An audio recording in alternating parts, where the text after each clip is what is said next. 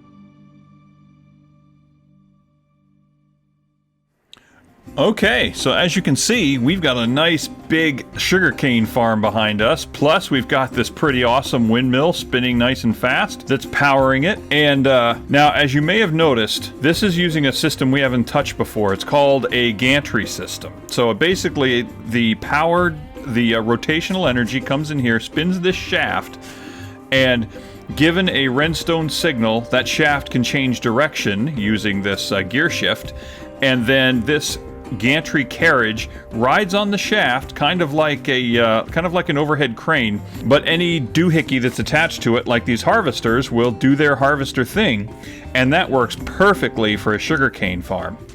Now the only thing is, this redstone signal, you'd have to, yeah, that's right, it pauses because of the portable. What do you call it? I can't remember the name. Basically, it's the part that takes the inventory out of this and puts it over there into this hopper and dumps it into the chest. So this thing is going to slowly move across there, harvest all the sugar cane, put it in its inventory, and then when it gets to the end, there has to be a direction change. So we'd have to sit here and flip this switch, and once it comes back the other way, then it'll harvest again going backward. That's why it's got harvesters on both sides of the linear chassis. And then it'll deposit its contents into that chest over there. And from there, it will go to the factory where it will be turned into paper, and the paper will be combined and crafted into rockets with the gunpowder. So that's how that's going to work. And it's almost to the end. Now this is sugarcane we're talking about here. Sugarcane does not grow fast, so speed is not really an issue. So this thing can move as slow as it needs to, and it doesn't need to change direction very often, because even if it reaches the end, which it will here in just a minute, boom, reach the end. That little flicker kind of indicates that it's changed back to a pile of Minecraft blocks and is no longer a mobile contraption. So that gives us a signal that yes, we can go ahead and flip that switch and turn it on. Now, and have it come the other way. Now what we could do is we could set up a contact switch so that as soon as it gets to the end, it sends a redstone signal here, changes direction to this, and changes the direction of this gear shift, and then it comes back the other way. But we don't need that because, again, speed is not an issue. We don't need this thing to go back and forth all the time. In the time it took it to go that distance and sit there, not that much sugarcane has grown. And it can go 3 high, so there's plenty of time. The sugarcane is not going to be idle. There is no time for the sugarcane to be idle. It's just not going to happen because it's so slow to do what it has to do. So we can set up some sort of timer. We could either do this manually or we could set up some sort of timer. And I'm thinking we're going to use an etho hopper clock. And by this time, most people should know what they are. So I've got the materials here to do it. So let's go ahead. We're going to, let's see, 1, 2, 3, 4, 5. I've kind of prepared a place where this is going to work. And we're going to set this hopper clock up. But now we need to make sure these hoppers are actually going into each other. Okay, there we go.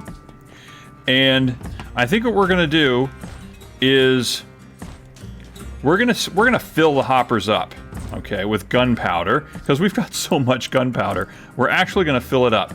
Okay, so these hoppers are basically going to transfer stuff back and forth like that. Now let's go ahead and finish the clock here.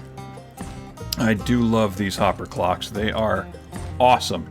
So we need to put our little comparators there. I'm actually using a picture here because I always have to look. Every time I have to look and make sure I'm doing this the right way.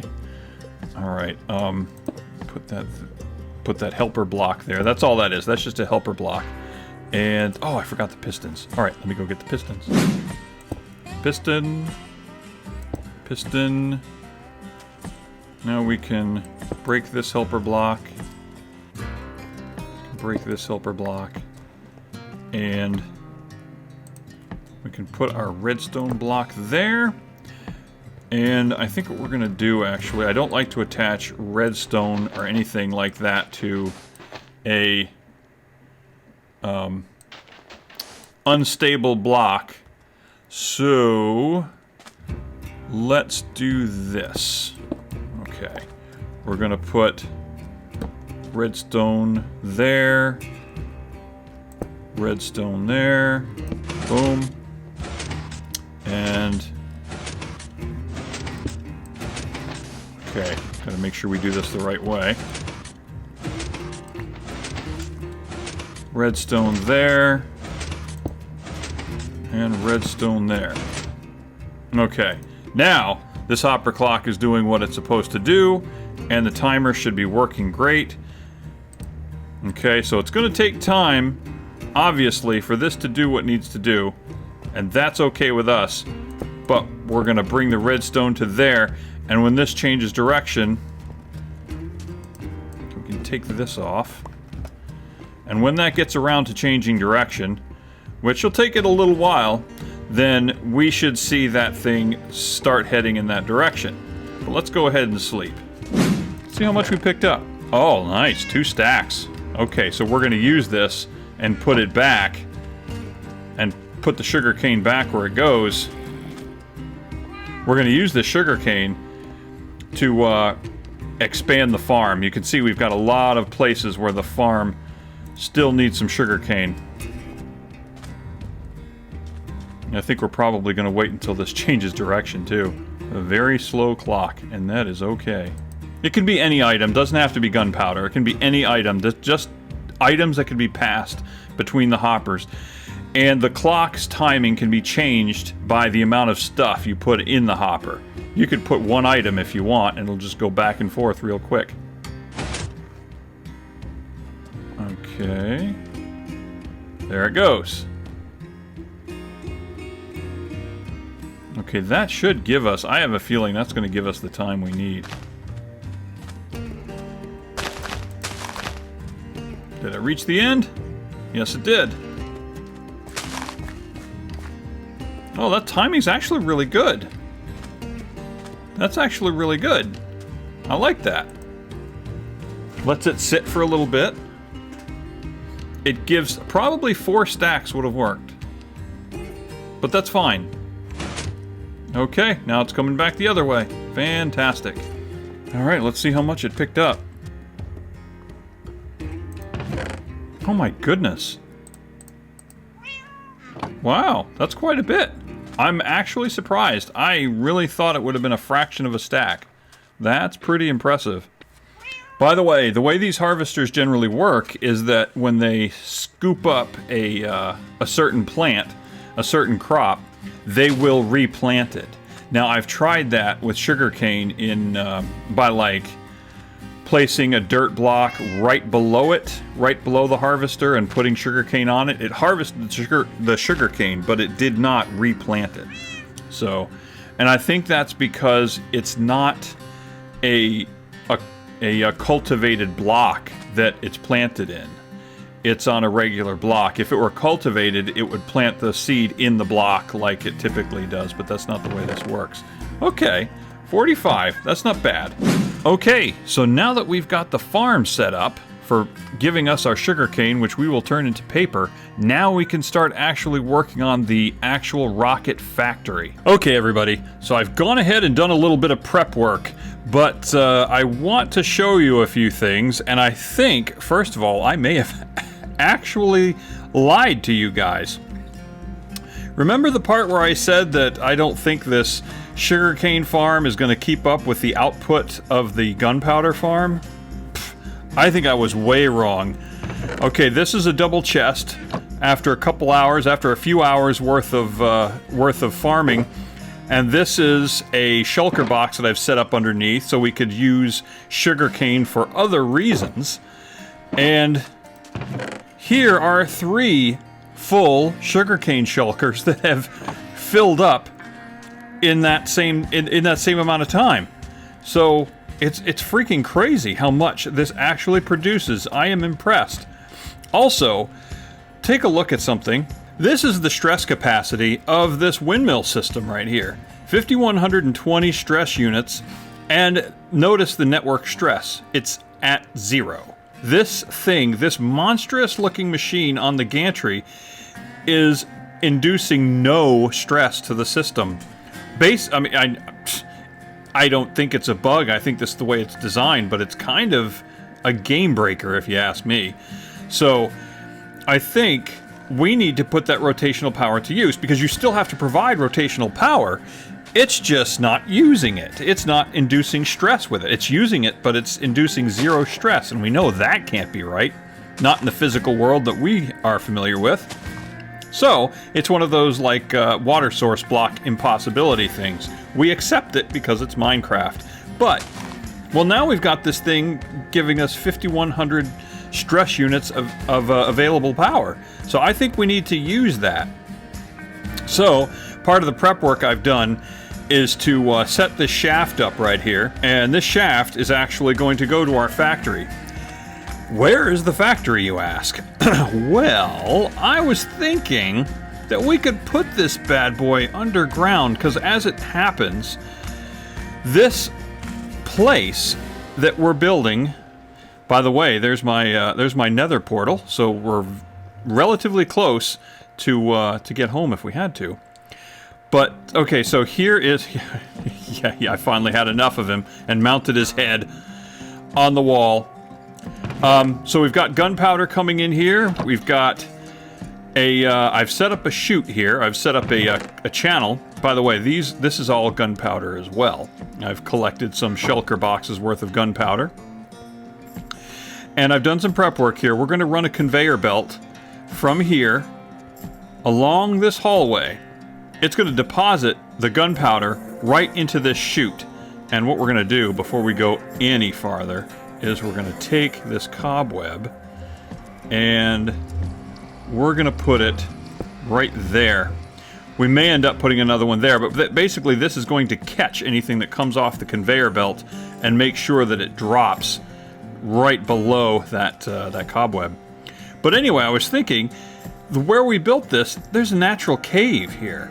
So I thought it would be a good idea to maybe do a little bit of, I don't know, adjustment of the terrain. Otherwise, I mean, we try to keep the cave as close to a natural state as possible, but we produce the rockets in here. I think this would be a great idea. So that's what we're going to do. But I want to show you something else. I followed this cave, and as it happens... Oh, I hear bad guys. Right under us, right there... 377, 344? Is that right? I thought maybe it was 345. I can't remember. No, it might be here. Right under here is the chest that holds all of the sugar cane. So what we're going to do is collect the sugar cane here, and then we are going to use it to make paper. And then it'll come this way via a conveyor belt, and then over here, right under here, is where the gunpowder will fall. So we'll mix the gunpowder and the paper together to create our rockets. Now, I thought one high-speed idea might be that we set up different sub-factories, sub-assembly areas that creates Tier 1, Tier 2, and Tier 3 rockets. That'd be kind of cool. And then turn it on and off with a clutch. But the reality is, I will never use but one type of rocket, really. If I'm being honest with myself, that's just not going to happen. Me using anything more than that. So, we're just going to make Tier 3 rockets, I think. Let's verify exactly where this is. It's 345. Okay. So, what we'll do...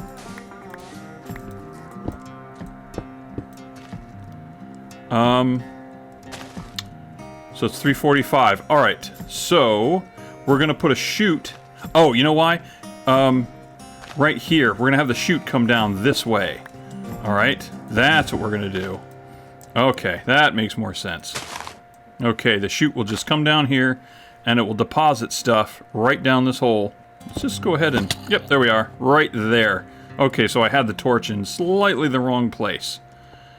But I think that will be perfect. And all of it will be powered by this shaft. Okay, so I think this is going to work. So with that, we'll go ahead and get started on the factory.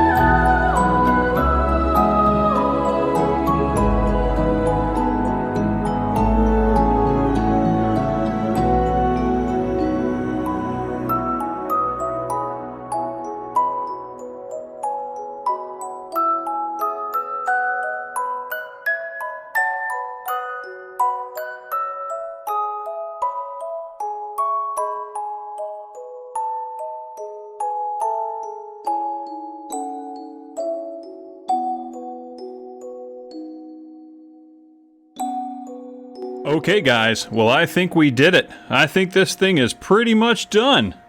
So let's go take a look at the finished product. Now since the last time I recorded, I made some improvements, spit and polish, some aesthetic and function improvements to the factory. As you can see, take a look at the creeper farm here. Now, as I said earlier, I think I may have lied by saying that the sugarcane farm was going to have any trouble competing with the gunpowder production. Well, as it stands right now, the factory is sitting idle because the gunpowder has all been processed and the excess sugarcane is waiting to be processed. So clearly, even with 9 layers of creeper farm, it's having trouble keeping up with the sugarcane. So let's go take a look. And some of the improvements I made here just for looks is I put these really cool brackets that are part of the Create mod. I put them on the shaft here, and they just look really good. They don't add or take away anything. They don't penalize the stress or anything like that, but they just look pretty awesome. Also, you can't see it, but I tucked the speed control module, the RPM control, or whatever it's called, I tucked it into the wall here. So you can see this gear is spinning really fast, because it occurred to me that where it was prior, where we placed it, actually was not going to work because this conveyor belt is fed almost directly from the windmill, and I put the speed control downstream power-wise, if that makes sense. I put it downstream from that, so that means this conveyor belt was going as slow as the windmill while the factory was going super fast. Also, I took a lot of the cobblestone out of here and replaced it with normal stone and cleaned this up a little bit, but also took a filter and put it right here onto the belt. So this belt, which is nice and hidden in the wall, brings the gunpowder along this wall right here, and the gunpowder is deposited down this hole and into this chute. Now remember that the speed control module was right here. Well, I moved it, and now it's a direct drive right to the functioning factory here. So I cleaned up a lot of the superfluous gearboxes and things like that to kind of open this up a little bit. But I also widened the cavern because it's great that it fits in here. It's great that this factory fits, but we need to be able to walk around it to troubleshoot any issues. So again, as I said, the gunpowder has been exhausted. We're waiting on more. But paper is waiting to be combined with it, so it's good to go, and there's a lot of sugarcane ready to go.